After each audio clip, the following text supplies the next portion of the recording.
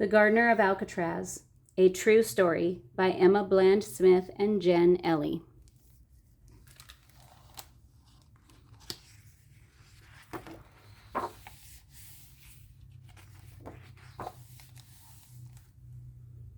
The boat chugged out of San Francisco and into the bay. Sound nice? It wasn't. This was no pleasure outing, let me tell you. Gulls squawked, a foghorn moaned, and Elliott Michener, prisoner number AZ-578, stared into the fierce wind. Ahead loomed an island topped with a concrete fortress, watchtowers, and barbed wire. Alcatraz, the toughest prison in the country. As the 20 new inmates marched off the boat, Elliott felt full of dread. How had things gone so wrong? 5 years ago, he had life figured out, printing counterfeit money. But making fake money was a crime. He'd been sent to the slammer, first in Kansas, now here at Alcatraz. Surrounded by water and steel bars, Elliott saw nothing but gray. There was no way he was staying here. He'd bust out and go back to counterfeiting, or maybe rob a bank. Sure, security was tight on Alcatraz. No prisoner had ever managed to escape, but Elliott was smart. Maybe he'd be the exception. As the days crawled by, he lay low.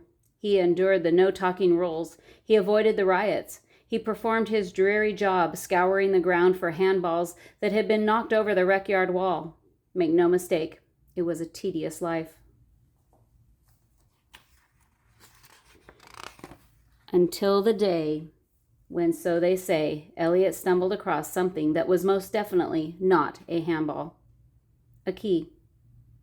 Elliott could have kept the key, tried it in every gate on the island. Why didn't he? Between you and me, he was probably scheming. He figured that if he did something honest, something you might not expect from a prisoner, it could pay off. So instead, he handed over that key, and our story takes a turn. Because, see, it just so happened that the big bosses on Alcatraz were looking for an inmate to help with the gardens, which sorely needed attention. Of course, it couldn't be just anyone. It had to be someone honest, someone they could trust with a little extra independence, someone who would say, turn in a key. Elliott got the job. Now, Elliott didn't know a darn thing about plants, but he figured this job had to be better than picking up handballs. His first task was breaking up the soil on the island's west side and creating terraces. He threw himself into it. Gardening wasn't half bad. It was hard, satisfying work. Elliott decided he might as well get good at it. What's more, this job could be his ticket to freedom. The gardens were outside the prison walls. Elliott found a quiet spot where the guards couldn't see him and started building a contraption that he hoped would allow him to swim to shore. Once he was tinkering with some rubber tubing when a guard surprised him. Elliott croaked something about it being a sprinkling device. The guard swallowed the story, hook, line, and sinker. Whew!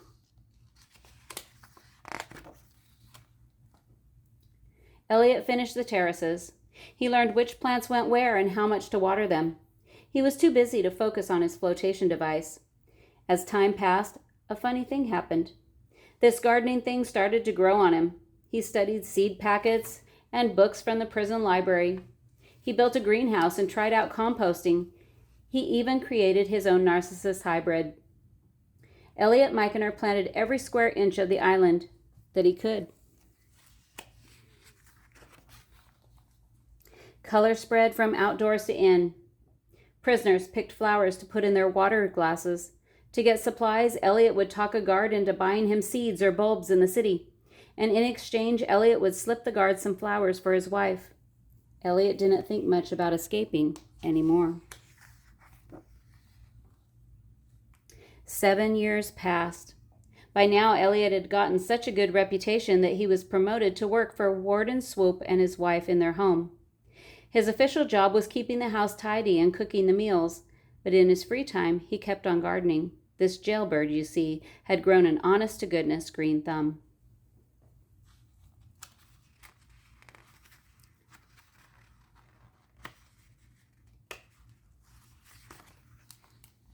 Mrs. Swope liked gardens too.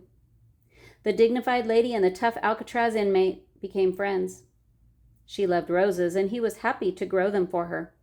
The two unlikely friends listened to the radio together, and they both enjoyed horse racing. They followed the races and cheered for their favorites. On Elliott's birthday, Mrs. Swope gave him a new pair of shoes. After a while, Elliott was taking care of the house for days at a time while the Swopes went away. They trusted him, and they treated him like a person, and that made life on Alcatraz bearable. The island had changed in the 9 years since Elliott had arrived.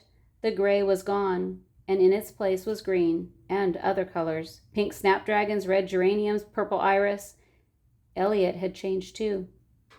He knew sedum from sage and dahlias from daffodils. He also had passion, pride, and solid skills. He could see a colorful future for himself, one that didn't involve breaking the law. And here is where our story takes another turn. One morning, Elliott got some unexpected news. He was leaving Alcatraz. He was going to Leavenworth, a lower security prison. Wouldn't you think he'd be pleased as punch? Nope. Believe it or not, Elliott begged to stay on Alcatraz, the toughest prison in the country. But he had no choice. He packed his gardening manuals, and though color bloomed all around him, once again, he saw nothing but gray. The boat chugged toward the city, and Elliott Michener, prisoner number AZ-578, no longer stared into the fierce wind as he left the island that he had helped transform.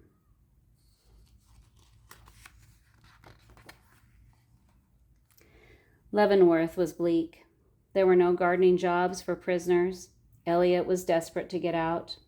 He knew what he had to do. Escape? No, sir. He stayed on his best behavior, kept out of trouble, and asked to get out early. And get out early he did. When Elliott was released for good behavior, he went to work on a farm in Wisconsin. For the first time in ages, he could breathe fresh air and grow his beloved flowers. Once more, color filled his life. Elliott never went back to crime. Gardening had sure enough been his ticket to freedom, just not in the way he'd expected.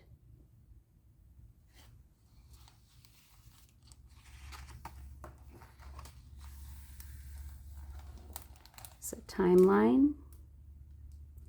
There's a picture of Elliott. And here's the timeline for Elliott's life. If you are interested in looking at that, you can pause the video.